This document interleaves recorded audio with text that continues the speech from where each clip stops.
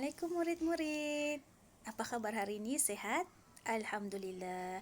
Okay, Ustazah harap murid-murid hari ini sehat dan boleh mengikuti sesi pembelajaran kita hari ini bagi pelajaran hadis. Okay, hari ini kita masih dalam pelajaran yang pertama iaitu pengenalan hadis sahih. Tapi kita akan terus kepada bahagian yang keempat iaitu kepentingan hadis sahih. Kenapa hadis sahih penting? Pentingkah hadis sahih? Ya, penting murid-murid. Kenapa dia penting? Okey, mari kita tengok. Ini dia kepentingan hadis sahih. Okey, murid-murid, mari kita tengok satu-satu. Okey, apa dia kepentingan hadis sahih ini? Kenapa dia penting? Okay. Pertama, Ustazah ingin jelaskan kepentingan hadis sahih yang pertama ialah sebagai dalil dan hujah dalam menentukan hukum. Okay. Hadis sahih digunakan sebagai dalil dan hujah dalam menentukan hukum. Hukum apa? Okey, dia berkait rapat dengan yang kedua iaitu menjelaskan tuntutan Al-Quran secara terperinci. Di mana kita selalunya memperoleh hukum-hukum? Mestilah dari dalam Al-Quran. Kita ada hukum wajib, hukum haram, sunat, makruh dan harus. Macam mana kita mau tahu minum arak itu hukumnya haram? Tidak boleh. Kenapa diharamkan? Kita tahu dalam Al-Quran ada bagi tahu bahawa arak itu diharamkan. Tapi kita tidak tahu kenapa dia diharamkan. Inilah pentingnya hadis sahih. Hadis sahih ini akan menjelaskan dengan lebih terperinci lagi. Okey, dan mengukuhkan lagi bahawa hukum yang diberikan kepada contoh kepada arak itu haram. Okey, memang haram dengan adanya hadis sahih yang mengukuhkan hukum tadi. Okey. Seterusnya, kepentingan hadis sahih ini juga adalah bertujuan untuk mengukuhkan keyakinan terhadap amalan yang dilaksanakan. Siapa yang melaksanakan amalan? Kitalah sebagai hamba Allah. Okey. Contoh, murid-murid semua kita diwajibkan mendirikan solat 5 waktu. Okey, 5 waktu. Macam mana murid-murid tahu 5 waktu itu bila mau buat? Contoh subuh, zuhur, asar, maghrib, isya tu.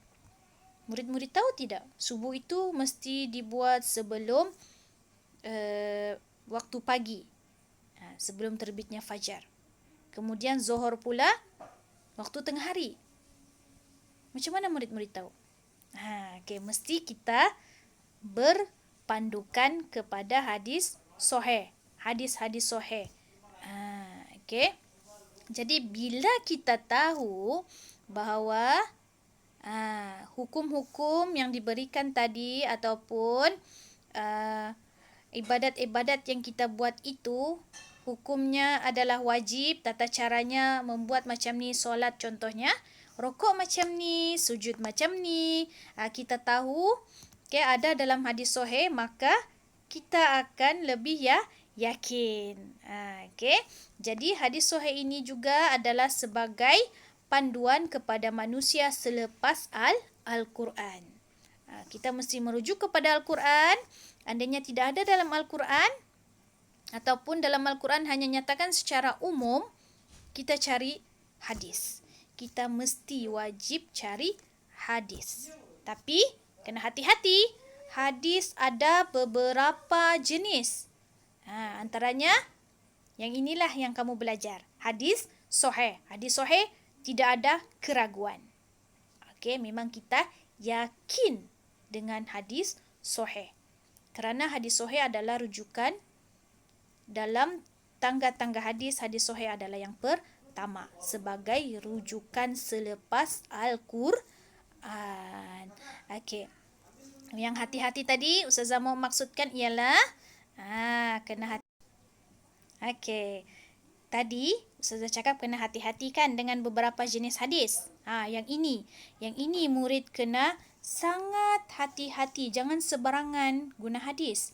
Iaitu hadis dhaif. Okey. Say no to hadis dhaif. Kenapa?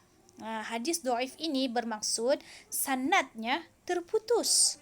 Perawinya pendusta, pelupa dan lemah hafalan serta terdapat keraguan ataupun kecacatan pada hadis tersebut.